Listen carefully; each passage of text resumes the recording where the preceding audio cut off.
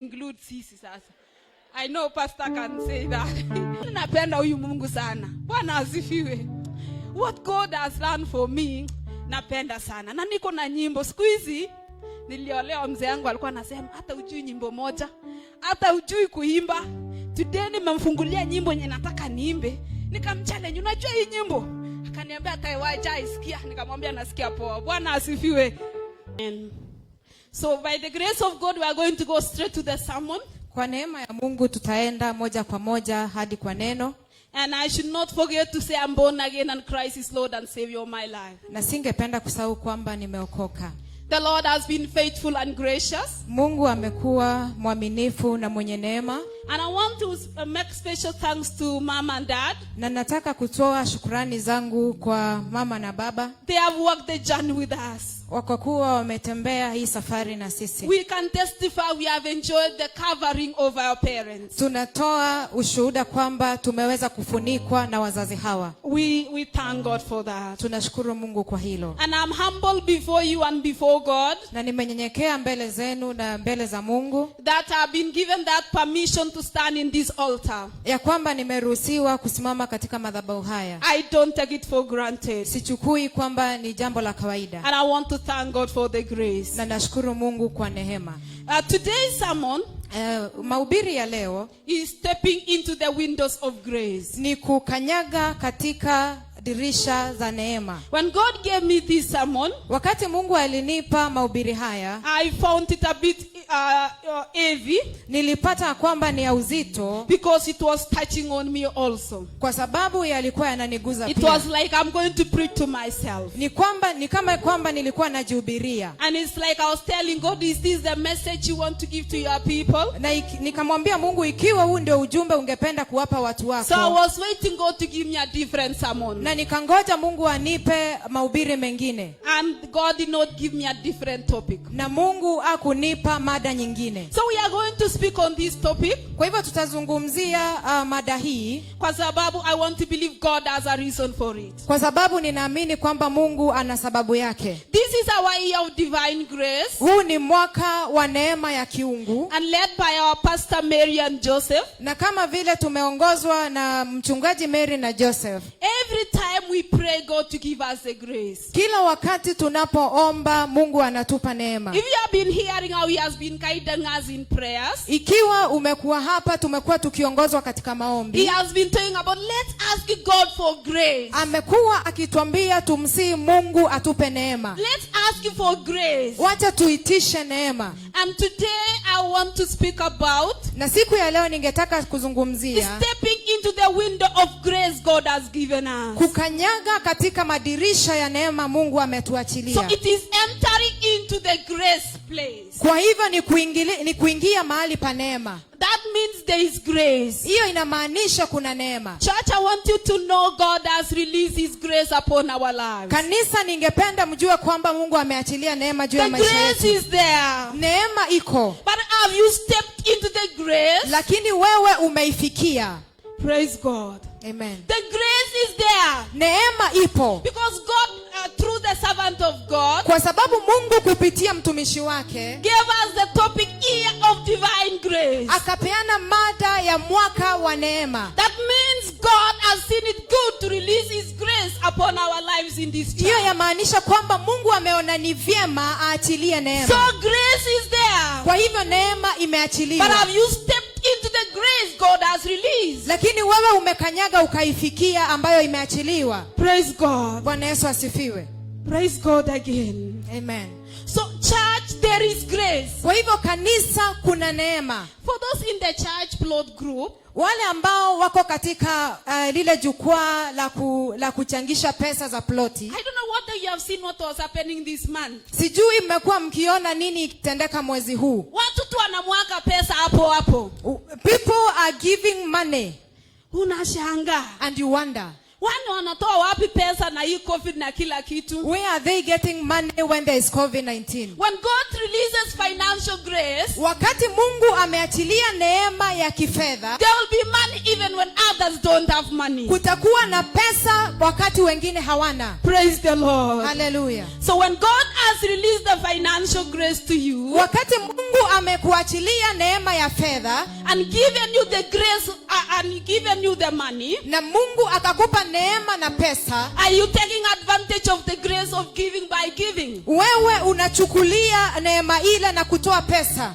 Praise God. Amen. I want to give a very simple example based on that. Ningependa kupeana mfano mdogo tu. When there is the grace of financial grace, Wakati kuna neema ya fedha, then you get the money.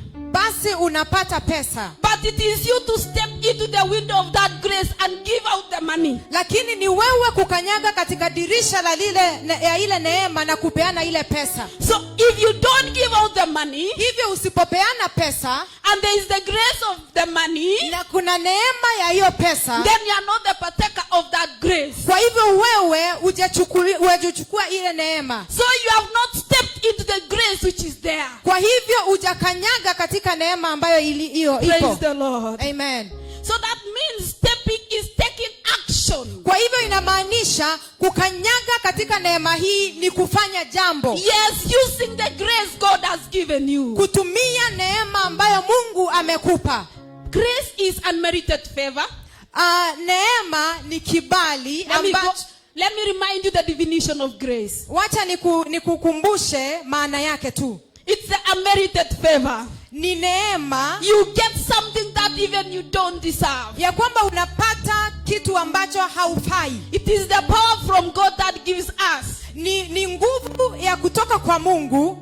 Grace is all that God does for us. Ni nguvu, neema ni kile ambacho Mungu anatufanyia On the basis of the grace to do His will. kulingana na mapenzi yake mwenyewe. Grace is God giving us Neema ni Mungu kutupa what we need, kile tunahitaji, not what we deserve. sio kile tunafaa. You may look at yourself Unaweza jitazama and look at your financial capability, na uangalie uwezo wako wa kifedha, and you may realize you are down. na unaweza fikiria uko chini. When grace is there, Lakini wakati neema iko, opportunities open nafasi ufunguka and you'll get the money. na unapata pesa. When you look at the money that you have Ukiangalia ile pesa ambayo unayo against your status, because you know, na kuangalia hadhi yako katika jamii, you actually wonder. Unaanza kushanga. okay. That is grace. Amen. Praise the Lord. There is grace. Kuna neema. It is the year of divine grace. Ni mwaka wa neema ya kiungu. And God has given you the grace. Na Mungu amekupa hiyo neema. So, what are these windows of grace? Na madirisha haya ya neema ni yapi? Windows of grace. Madirisha ya neema. Ephesians 4 verse 7. Kitabu cha Waefeso mlango wa 4 mstari wa 7. It talks about, but which one of us grace has been given? Inasema kwamba kwa kila mtu neema imepeanwa According to the measure of Christ's gift. kulingana na vile Kristo ameigawa. Window of grace means there is grace. Inamaanisha kuna neema. There is grace. Kuna neema. And God has given you the grace as He has apportioned it. Na Mungu amekupa neema kama jinsi alivyoigawa. That means He apportions according to you. Kumaanisha anaigawa kulingana na wewe. The grace God has given me Ile neema ambayo Mungu amenipa is not the grace as she has been given. sio neema amepewa. You have been apportioned your own grace. Wewe umepewa neema yako According to what God knows about you. kulingana na kile Mungu anakijua So kuhusu. you have been given the grace. Kwa hivyo umepewa neema. So do that what the grace wants you to do. Ili ufanye kile ambacho neema hiyo inakuwezesha kufanya. Stepping into the window of grace, Wewe kukanyaga katika dirisha la neema is exercising that grace that God has given you.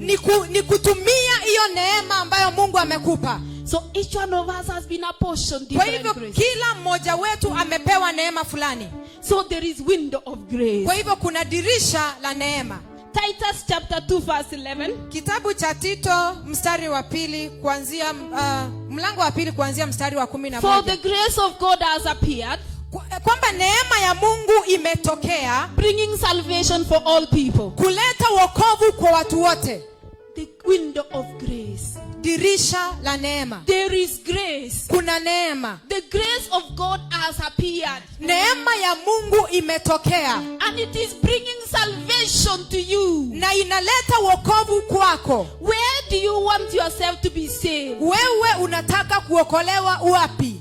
Where do you want yourself to be saved? Unataka kuokolewa upande gani? The grace is there for that. Neema ipo kwa hilo. Praise the Lord. Amen. So possess the grace. Kwa hivyo pokea hiyo neema. And you shall receive your salvation. Na utapata wokovu wako. Praise the Lord. Amen. Do you want the grace to run your house? Je, wewe unataka neema iwe katika nyumba yako? Do you want the grace to do business better? Unataka neema ya kufanya biashara vyema? You have been apportioned that grace. Umegawiwa neema hiyo. So this grace is there. Kwa hivyo neema ipo. Praise the Lord. Amen. 2 Corinthians 8 verse 7. Wakorintho wa pili mlango wa 8 kuanzia mstari wa 7.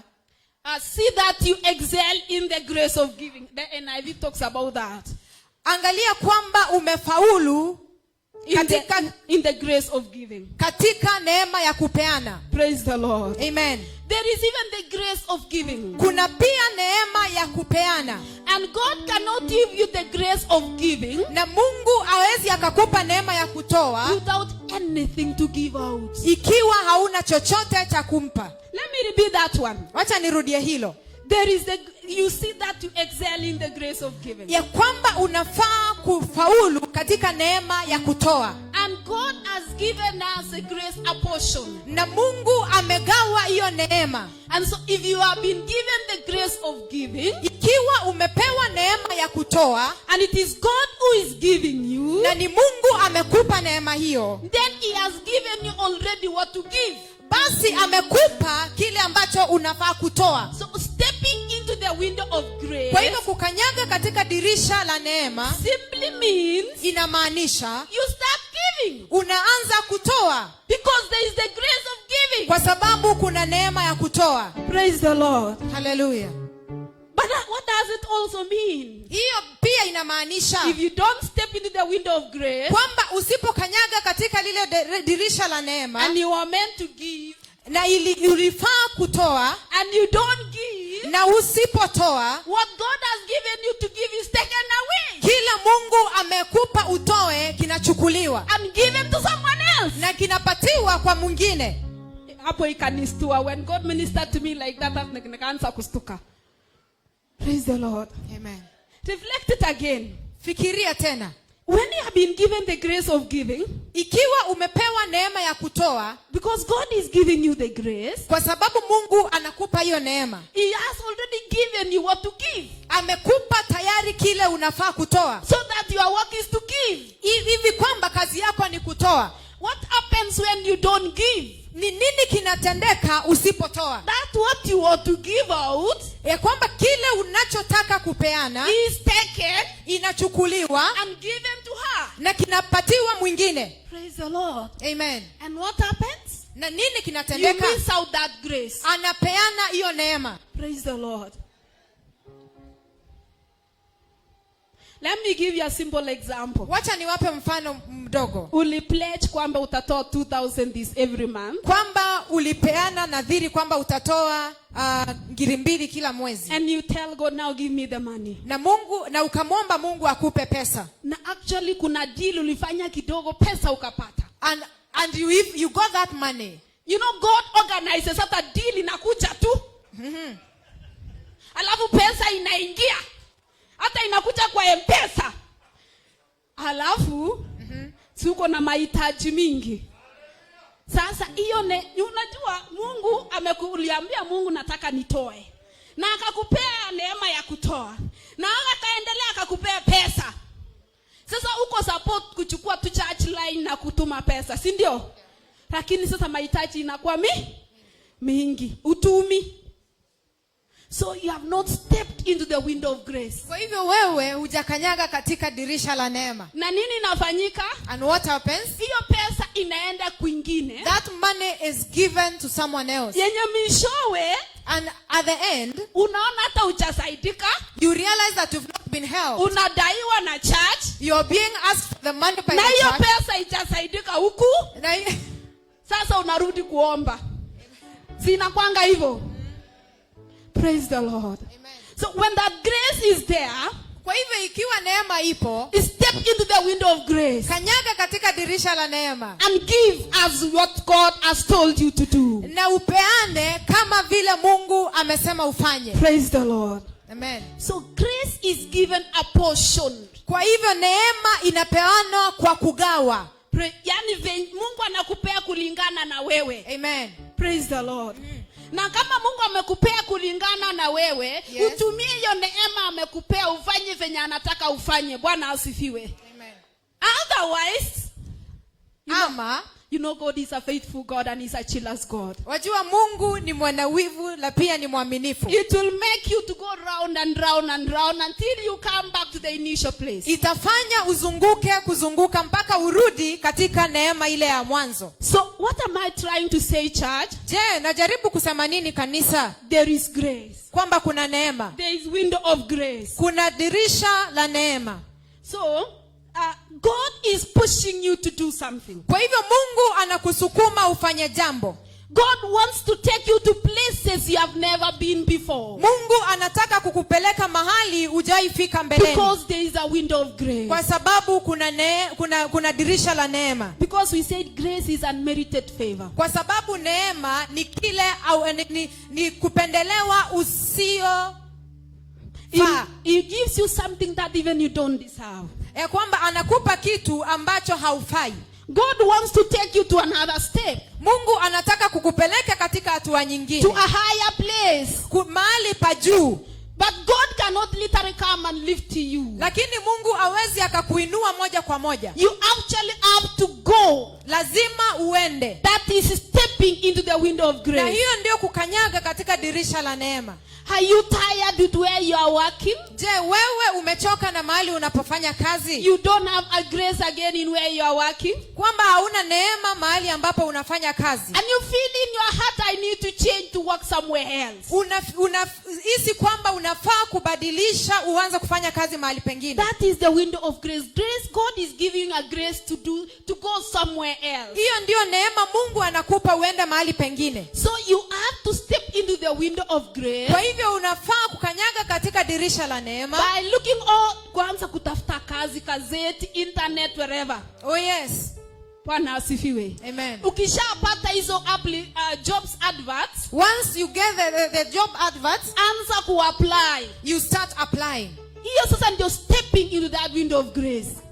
That is what we are saying, stepping into the window of grace. Because you feel like you need to be in a better place. Kwa sababu unahisi kwamba unafaa kuwa mahali pazuri zaidi. So once you apply, kwa hivyo ukituma mabarua zako, you have stepped into the grace. Umekanyaga katika neema hiyo. And then now you wait God to do it for you. Na sasa ungoje Mungu akufanyie. That means, hiyo inamaanisha, huwezi anza kusemanga kila siku nimechoka na hii job. You cannot just say every morning that you're tired with this job. Na ufanyi kitu.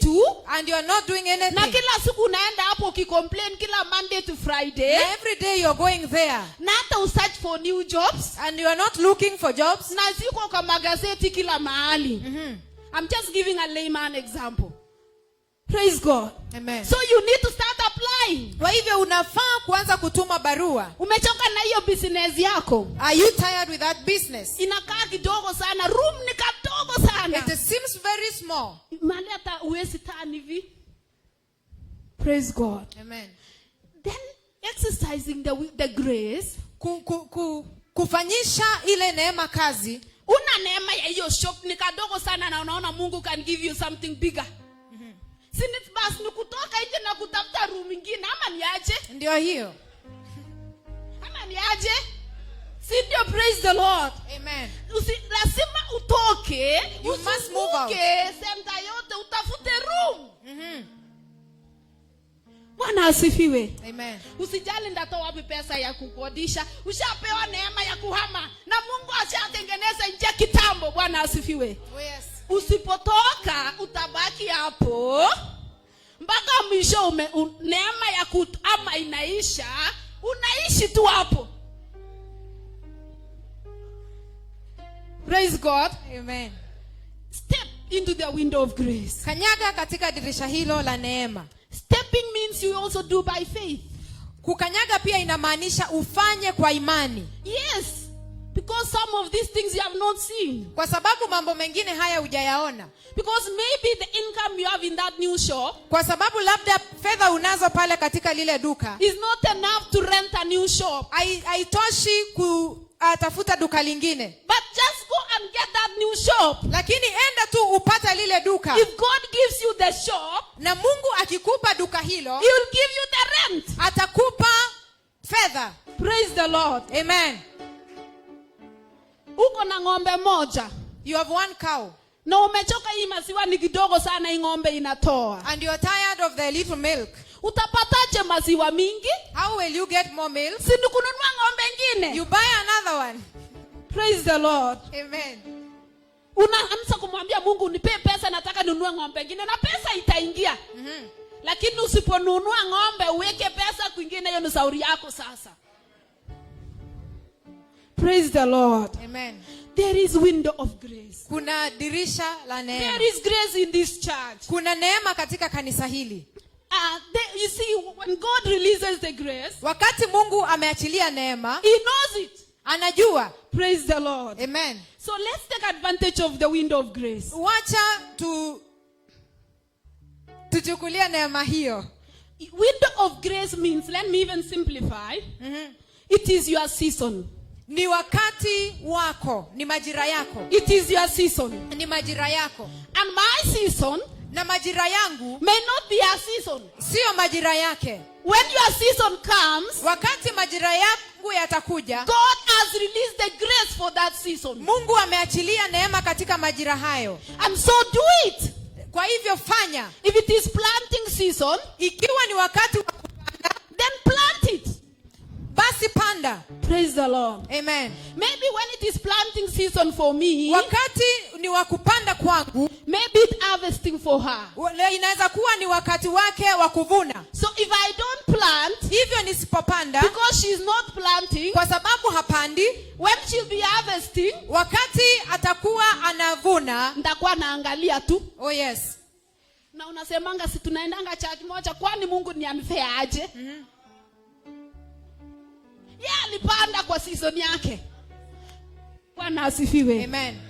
It is your season. Ni wakati, ni majira yako. Let me tell you, I have kununua plot church imeniingia sana. Mambo haya ya kununua shamba la kanisa. So wacha nitatumia hizo examples. I'll use that as an example. Kama ni kutoa pesa every month, ikiwa ni kutoa pesa kila mwezi, God will give you the money to give. Mungu atakupa pesa za kutoa. We will actually buy the church plot. Kwa hata tutanunua shamba. And if you do not give for buying the church plot, if you do not give the money while we wanted to buy the church plot, na ikiwa hautapeana pesa wakati tulitaka kununua shamba, others will give the money, wengine watapeana, and we will buy the church plot, na tutanunua shamba. So even when you give us the money 5 years from now, kwa hivyo akitupa pesa miaka 5 ijayo, it will not for buying the plot.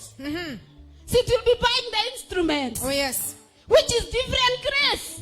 Ni kweli, ni neema tofauti. Watu watakuwa wanakulia tu na wewe unaangalia. Praise the Lord. Amen. So if this is the time for grace of giving to buy the church plot, kwa hivyo ikiwa ni wakati huu Mungu ameachilia neema ya kununua shamba la kanisa, step into the window, basi kanyaga katika dirisha hilo of that grace, ya neema hiyo, and be partakers of the givers.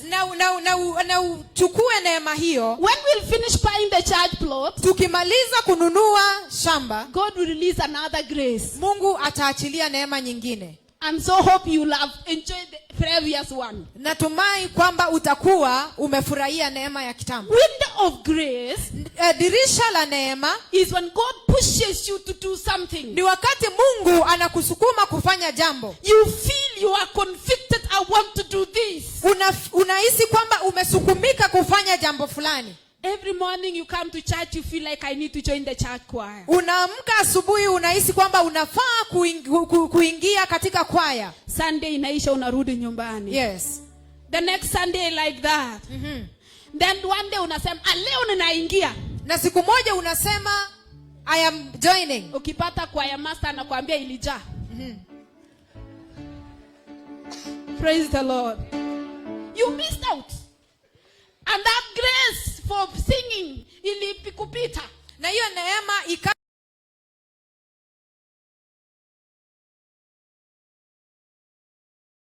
kwa neema hiyo siku ya ndio unakulia. Oh yes, this is when you enjoy. I want to give you a good example. Ni waka mfano mzuri. Hii kanisa kujiingia iko na hizi miti. Wakati tuliingia kanisa hili haikuwa na caretaker. Haikuwa na mtu wa kuosha. Sasa wamama walikuwa wanajitoa kukuja kuosha. Na kuna watu walikuwa wamepewa hiyo neema. Na mimi walikuwa wanasukuma kila Sunday, kila wiki uende kuosha na ukuti. Sasa ukitaka kuosha uwezi. Bwana asifiwe. You are confident kuna mtu ulikosea unataka kwenda kumwambia pole. Unisamehe. Unahisi kwamba kuna mtu ulikosea. It is time when utafuta. Wakati wa kwenda kuomba msamaha. Utachelewa misho ukienda haraka. Oye.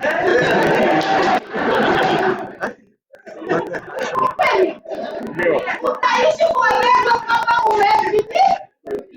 Kama kusamehe na tafuta na mwambia nataka unisamehe. Praise the Lord. You want to make your second goal. Hata unataka mtoto wa pili. Kuna pesa enough.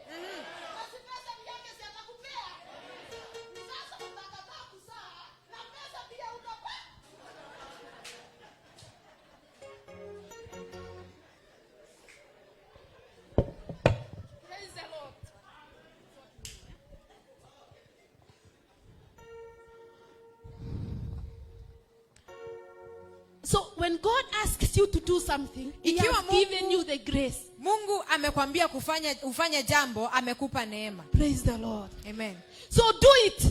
Kwa hivyo lifanye. Because God gives a portion, the grace, depending on seasons. Kwa sababu anakupa neema kulingana na majira. Praise the Lord. Amen. So during the window of grace, wakati wa dirisha hiyo ya neema, you meet your destiny connectors. Unapatana na mtu atakayekupeleka kwa hatima yako. And when you enter the window of grace, na ukiingia katika neema hiyo, then you achieve your destiny. Basi unaweza kutimiza hatima yako. It is time you get promotions. Ni wakati wa kuinuliwa. If it is the window of grace to pray, ikiwa ni wakati ni dirisha la neema ya kuomba, unasikianga tu kuomba. Unahisi kwamba unafaa uombe sana. Because God has given you the grace to pray. Kwa sababu Mungu amekupa neema ya kuomba. Please pray. Basi omba. Praise the Lord. Amen. Unajua, I want to give you a funny example. Wacha niwape mfano mwingine. I had a relative who was sick. Nilikuwa na mtu ambaye alikuwa mgonjwa kitambo kiasi. And we will cook all manner of food. Na angepika chakula cha aina yote. Unang'ang'ana unampika kuku, ataki kuku. Unaleta mince meat, ataki. Unajaza tu hapo akuli yote. Umeona hiyo scenario? Msichana kwa nyumba akaniambia, kumbe wakati unaweza kula wewe kulanga tu.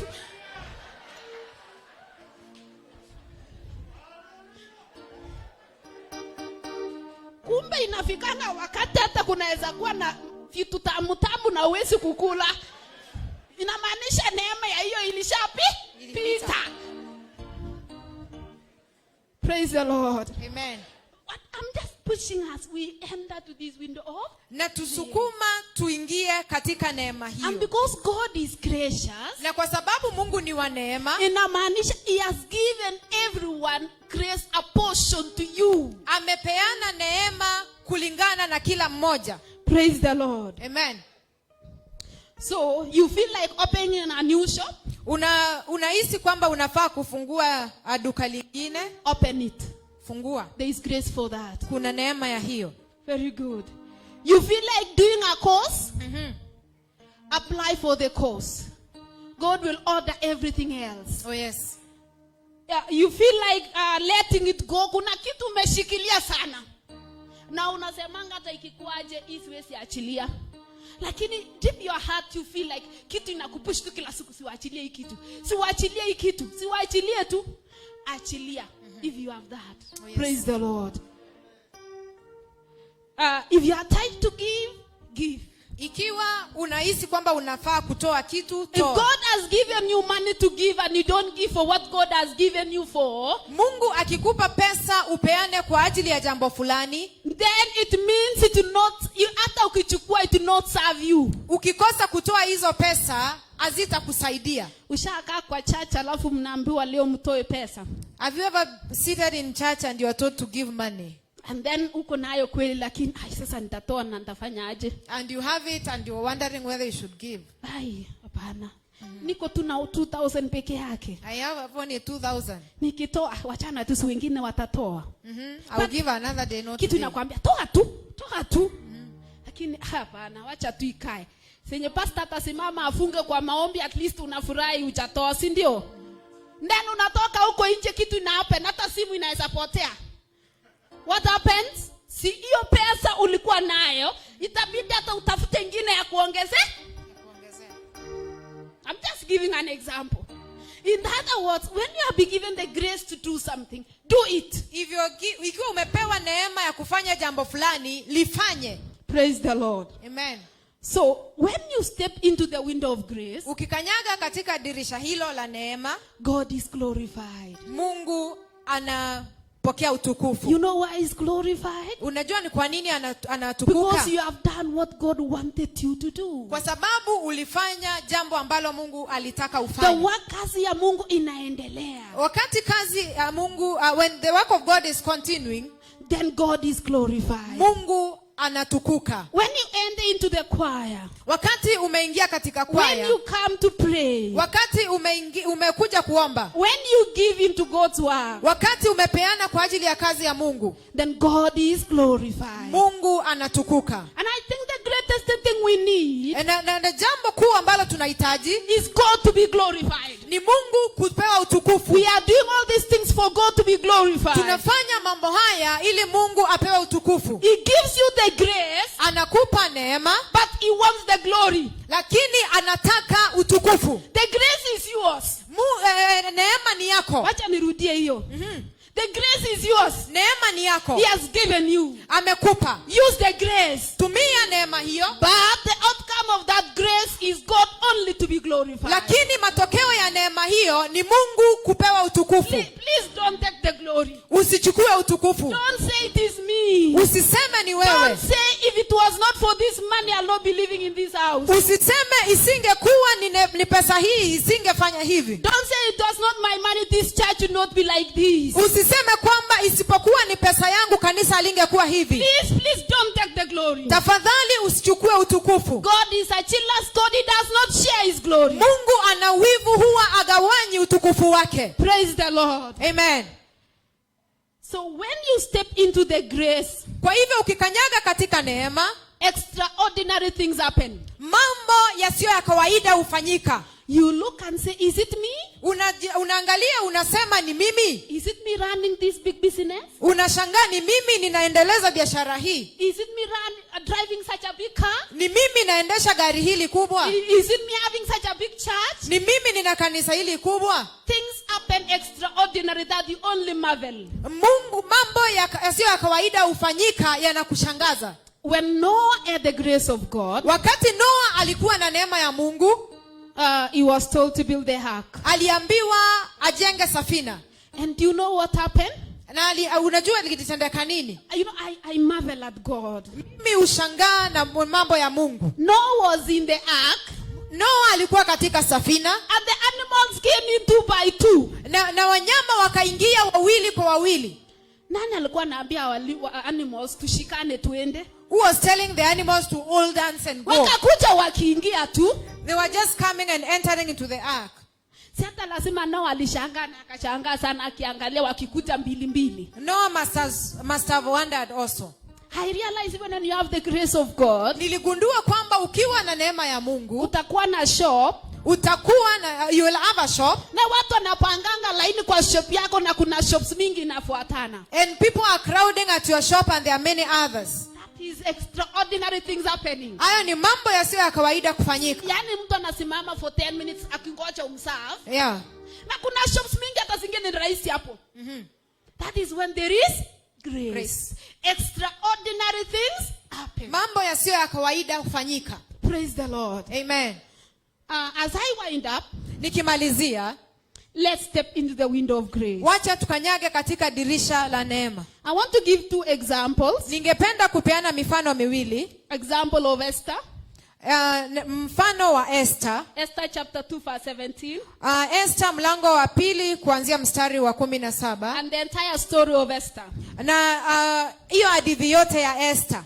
Esther he had got the grace of God. Esther alipata neema ya Mungu. And he was to save the Jews. Na alifaa kuwaokoa Waisraeli.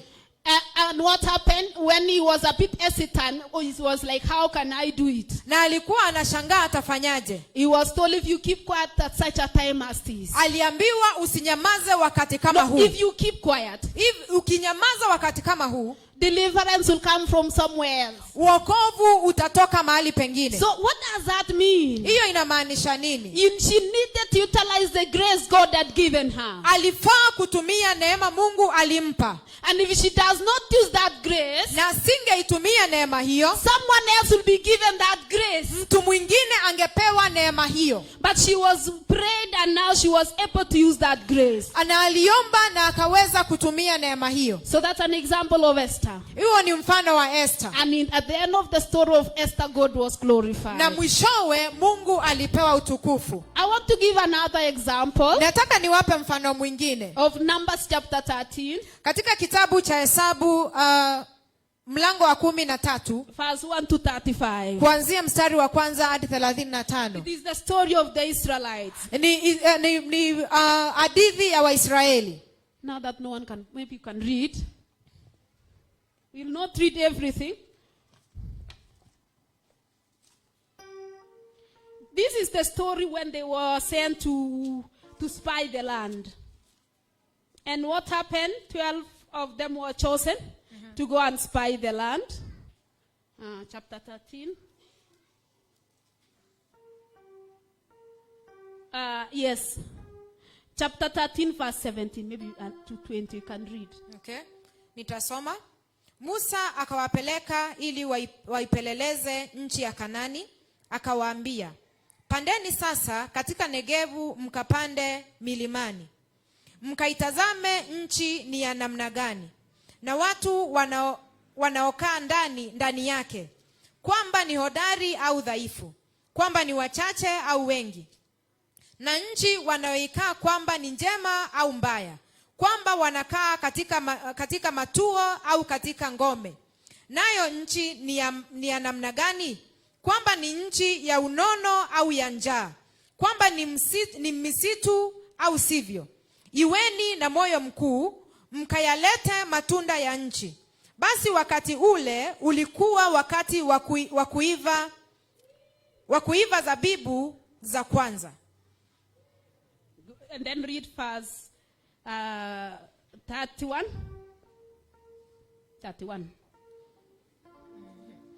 Bali wale watu waliopanda pamoja naye wakasema, hatuwezi kupanda tupigane na watu hawa, kwa maana wana nguvu kuliko sisi.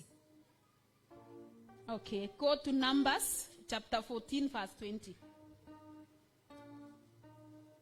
Numbers chapter 14 verse 20. Bwana akasema, mimi ninawasamehe kwa neno lako lilivyokuwa. Naam, Bwana akasema, mimi ninawasamehe kwa neno lako lilivyokuwa. Endelea.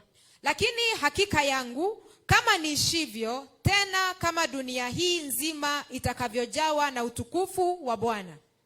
Kwa sababu watu hawa wote ambao wameuona utukufu wangu na ishara zangu nilizozitenda huko Misri na huko jangwani, pamoja na haya wamejaribu mara hizi 10, wala hawakuisikiza sauti yangu. Hakika yangu hawataiona hiyo nchi niliyowapa baba zao, wala katika hao wote walionidharau hapana atakayeiona. Thank you. That is the story of the Israelites. So tunajua. The Israelites, when Moses told them, walishafika tu, so ni cross to over.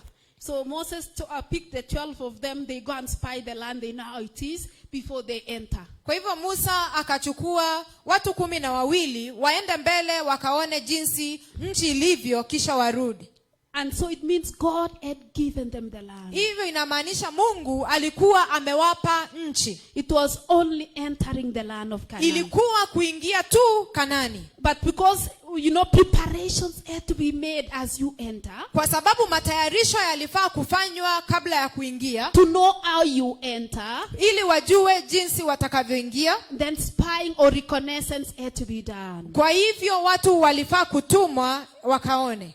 But when they came back, except Joshua and Caleb, lakini waliporudi isipokuwa Joshua na Caleb, you know how they exaggerated the situation. Unajua jinsi ambavyo walisema kuhusu jambo hilo. So they are actually denying the grace God had given them to occupy the Kwa land. hivyo walikataa neema Mungu alikuwa amewapa ya kuingia katika nchi. And they actually even began to tell Moses, you can even take us back to Egypt. Na wakaanza kuambia Musa warudishe Misri. And they actually crumbled. Na wakanungunika. And God was annoyed with that. Na Mungu akakasirishwa na hilo. And what happened to the Israelites? Na nini kilitendeka kwa Waisraeli? Moses was instructed to take them back to the desert. Musa akapewa maagizo awarudishe jangwani. They had passed the desert.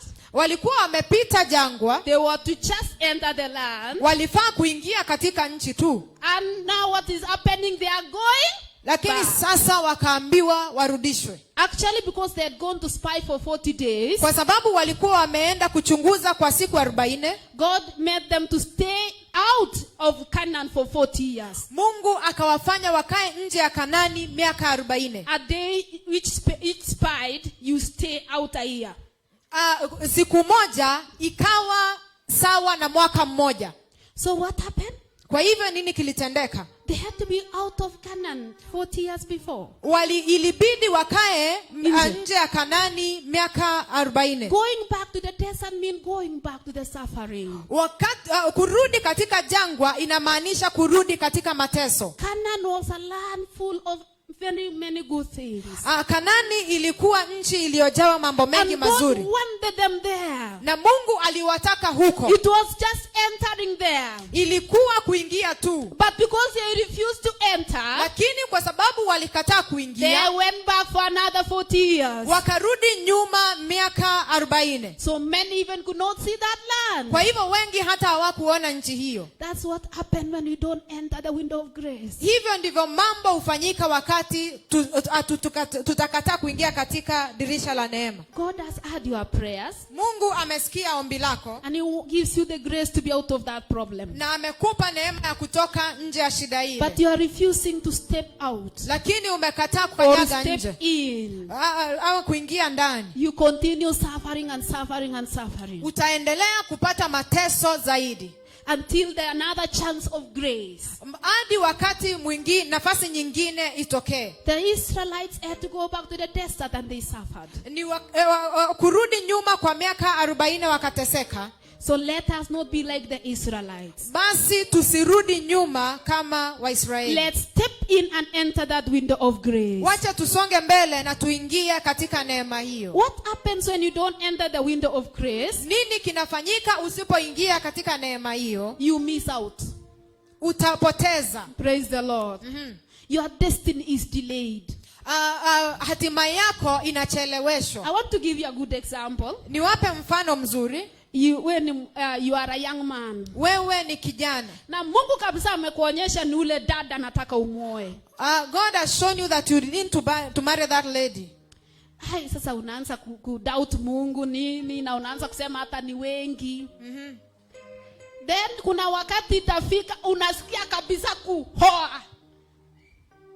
Ama kuolewa. Unataka kuolewa na hakuna mtu. Wakati walikuwa wengi wanakuja unawafukuza. Kulikuwa na neema wanakukujia. Wewe kama dada unakataa? Sasa hiyo neema ikai? Utangoja sasa maybe utaolewa na 40 years na baby ungeolewa na 30 years. Kwa hivyo bado utaolewa lakini imekuwa delayed. Bwana asifiwe. Sorry for using such examples. I know those are real examples. There is something God wants you to do it. Do it now. Don't delay it. It is your destiny. Kuna kitu Mungu anataka ufanye. Usicheleweshe, kifanye kwa sababu ni kuhusu hatima yako. If God has given you the grace to forgive. Mungu akikupa neema ya kusamehe. Because there is someone umefunga kabisa. There is someone who have refused to forgive. Kwa sababu kuna mtu umekataa kusamehe kabisa. And it comes every day as a reminder every day. Na kila siku unakumbushwa. And because you refuse to take action of going to forgive, kwa sababu umekataa kuchukua hatua ya kusamehe, you will continue suffering. Utaendelea kuteseka. So your suffering will be prolonged. Kwa hivyo kuteseka kwako kutaongezeka. Sometimes you also miss opportune moments. Wakati mwingine utapoteza opportunities. Allow me to use my own example. Wacha nitumie mfano wangu mwenyewe. I'm a teacher and so I mark exams. Mimi ni mwalimu na huwa nasahisha mitihani. So nimekuwa nikimark hizi exams, final exams. And at the beginning of the year nikaambiwa nataka ukuwe team leader. Team leader ni kuongoza team of examiners. Obvious it's a higher ground, or obvious a higher position. Mimi nikajiangalia hata nikamwambia Collins, hii kazi ya team leader mimi siwezi. Si nikasema no. Sasa wakati sasa examiners walipewa kumark, mimi sikupewa. Simunihurumie kidogo. It's a real one.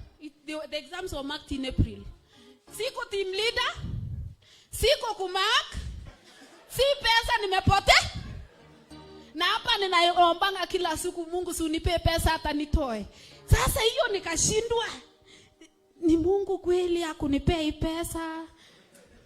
Ama ni mimi nilikataa? Okay. Now that nimehubiri, mimi ninaona tu nilimiss hiyo window yangu. She missed the opportunity. Ninangoja mpaka next time. Hiyo pesa imeenda tu hivyo. Hivyo tu. Na wengine akakuwa team leader wakapewa kamark. Mimi pesa yangu imeenda hivyo. Sasa sitasema ni Mungu. Mimi nimeona juu nimehubiri leo, I refuse to step into the window of grace. Niliogopa kuwa team leader. Na si ni Mungu kumbe angenipea hiyo neema nikuwe team leader. Hai, Mungu anisaidie. Nimelana lesson. Amesoma funzo lake. Praise the Lord. Amen. Don't miss out your window of grace. Nataka tuweze kuimba au fananisho na mwingine. I love that song. Ninapoita ndaita mamu. Mamu yeye ndio unakuja kumalizia leo. Praise the Lord. Amen.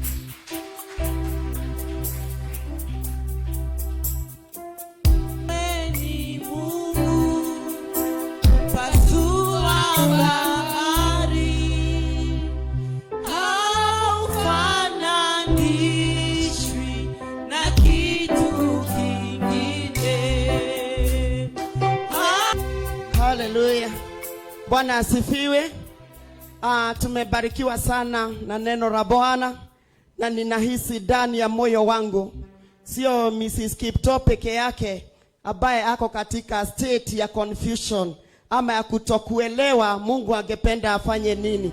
Pengine uko hapo, uko katika ile hali, huelewi kama ni Mungu ama ni mawazo yako mwenyewe, lakini Mungu wetu amefungua mlango ama amefungua dirisha ya neema katika jambo fulani. Kwa hivyo siku ya leo nahisi ya kwamba tutaombea watu mahali hapa, sababu kuna neema Mungu ameachilia, na wengi wetu hatuielewi, hatujui kama ni Mungu, hatujui kama ni mawazo yetu. Lakini nataka nikwambia kwamba siku ya leo, maana Mungu wetu haneni tu anene, kuna mlango amefungua, kuna neema fulani amefungua. Kwa hivyo kama uko mahali hapo, karibia kwa madhabahu tukuombe na Mungu atakubariki sana. Kama unahisi ya kwamba kuna neema imeachiliwa katika maisha yangu, lakini sielewi vizuri kama ni Mungu ananena ama ni mawazo yako, katika jina la Yesu, karibuni nyote, karibuni. Kama unahisi ya kwamba una jambo ungependa Mungu wetu akaigiria kati, akakusaidia, akakubariki, akakuponya, hata kuna ugonjwa fulani imekusumbua miaka nenda miaka rudi, tembea hapa kwa madhabahu hii, sababu siku ya leo kuna neema isiyo ya kawaida katika jina la Yesu. Na ukifika kwenye madhabahu haya, sababu Mungu wetu yako mahali hapa, inua mikono yako juu, omba Mungu na umwambie haja zako, epeana mahitaji yako kwa Mungu, na ninaamini ya kwamba Mungu wetu atatuhudumia, Mungu wetu atakubariki katika jina la Yesu. Endelea kuomba, muite Mungu, ambia Mungu chochote unapohitaji. Riba baba shanda rima mama kunda, riba baba zeri mama mashanda, riba baba zika, riba mama shanda, riba baba zika, riba mama kuria, riba baba zaya, riba mama shanda. Mungu wetu na Baba yetu, mchana wa leo twashukuru na twainua jina lako. Tunasema ni asante kwa ajili ya wapendwa hawa ambao wasikia neno lako Bwana.